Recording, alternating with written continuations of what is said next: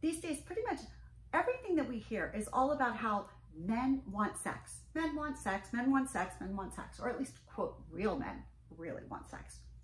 So then when we hear a term called male chastity, we think, oh no, that's crazy. Like, no real man, no straight man would ever agree to be chaste intentionally, right? No man would ever get pleasure out of being in chastity. Come on. I get this all the time. I'm Beth Darling, your sexy genius, founder of sexyedschool.com, former divorce lawyer turned love, sex, and relationship coach. And I do this because, again, there's so much that we don't understand.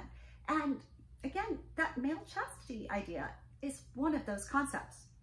It's totally foreign to most people. And yet there are a growing number actually, of men and their partners who are playing with this and using chastity to actually excite their sex life. Interesting, right? It's the absence of orgasm, the absence of erection sometimes actually can help elevate and increase the sexual pleasure for both partners, including the one who's in chastity. Very strange concept, I know, but it goes along with my whole theory about that power play. Power play is inherent in every relationship we have, and it can be used for the benefit of the couple. So let me give you a what I would consider sort of a mainstream approach to male chastity, an example of how it could be used in everyday life. Okay, so I had a couple that I was working with in the past couple of weeks, and the woman is pregnant. She's not really feeling her sexy, like she's just not that into engaging sexually with her partner, even though she still loves him. He is still very interested in engaging sexually with her. So they're sort of at a crossroads, if you will, right? Butting heads, different desires. And I was like, okay, but folks, we're making this more complicated than it should be, because here's the thing.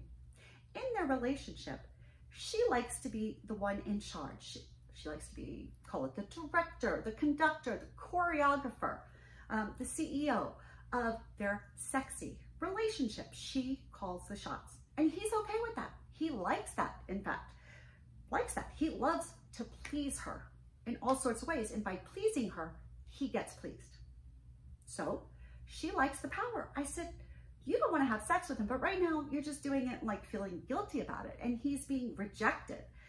I said, but if you turn this into chastity play, then you're not having sexy, but oh my goodness, now it's so exciting.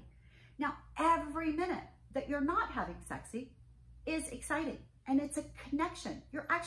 This couple is having a sexual connection, experiencing sexual intimacy, and yet they're not having any penetrative sex, and he's not even having any orgasms unless she says so.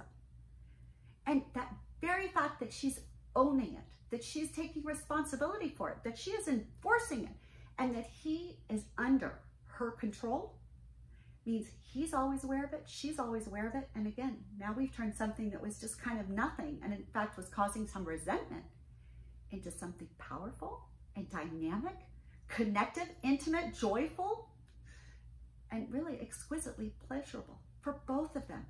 Because she loves being in control. She loves being in control of him.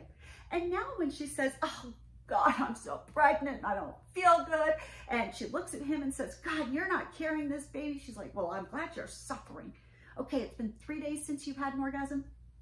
I'm gonna make you wait. And by the way, I'm gonna, oh no, not only I'm gonna pleasure my body, I want you to give me an orgasm.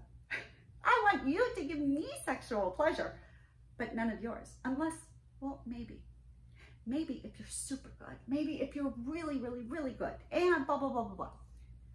And somehow it's just become this game and this fun.